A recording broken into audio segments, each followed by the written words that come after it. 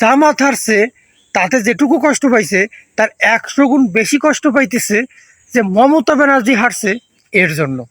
তাহলে কি এতদিন যেটা শুনে আইছি এটাই সত্যি যে জামাতি ইসলামের বি টিম হচ্ছে মমতা ব্যানার্জির তৃণমূল কংগ্রেস?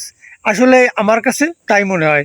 আর এই বছর যদি ভুলক্রমে পশ্চিমবঙ্গবাসী মমতা ব্যানার্জিকে ভোট দিত এবং তাকে আবার মানে ওই গদিতে বসাইতো, আমার মনে হয় পুরো বাংলাদেশটা আর পুরো কলকাতাটা এক হয়ে যেত এবং একটা দেশ হইতো, তার নাম হইতো পূর্ব পাকিস্তান।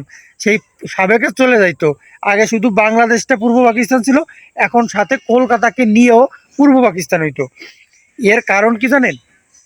আমি কালকে যখন দেখলাম মমতা ব্যানার্জি হারতেছে, তখন বাংলাদেশের বিভিন্ন ফেসবুকের বিভিন্ন পোস্টের কমেন্ট সেকশনে গিয়ে দেখলাম কলকাতার মানুষের যারা তৃণমূলে ভোট দিছে, যারা তৃণমূল করে, তারা যেটুকু কষ্ট পাইছে, যেটুকু দুঃখ পাইছে, তার থেকে কয়েক হাজার গুণ বেশি দুঃখ, কষ্ট, বেদনা বাংলাদেশি মানুষের।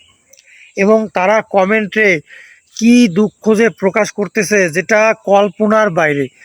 মানে বাংলাদেশে কিছুদিন আগে নির্বাচন হয়েছে, জামাত হারছে। জামাত হারার পরেও তারা এত দুঃখ, এত কষ্ট পায় নাই। তৃণমূল হারায় তারা যে দুঃখ কষ্ট পাইছে এর। আর আপনারা তো জানেন তৃণমূল কংগ্রেস পুরোপুরি বাংলাদেশের একটা দল, রাজনৈতিক দল।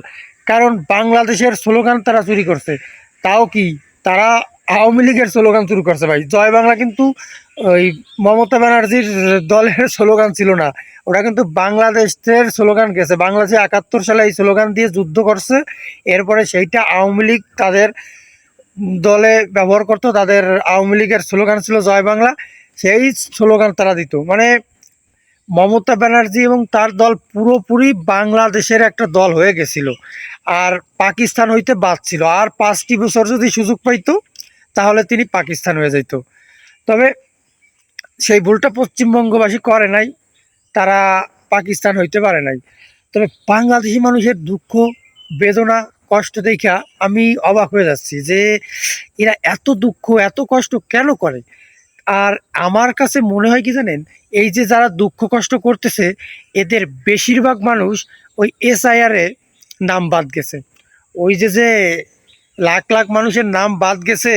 আর ওই যে শুভেন্দু অধিকারী বলে রোহিঙ্গা, বাংলাদেশি অনুপ্রবেশকারী, আমার কাছে মনে হয় এরা খুব দুঃখে আছে, এরা খুব কষ্টে আছে। এদের কষ্টে দেখা আমিও অনেকটা কষ্ট পাচ্ছি। তবে মমতা ব্যানার্জি কিন্তু লোক খারাপ না, তিনি ভালোই বিনোদন দিত। তিনি অনেক হাস্যকর কথাবার্তা বলতো, আমি অনেক বিনোদন পাইতাম, যে জিনিসটা খুব মিস করব।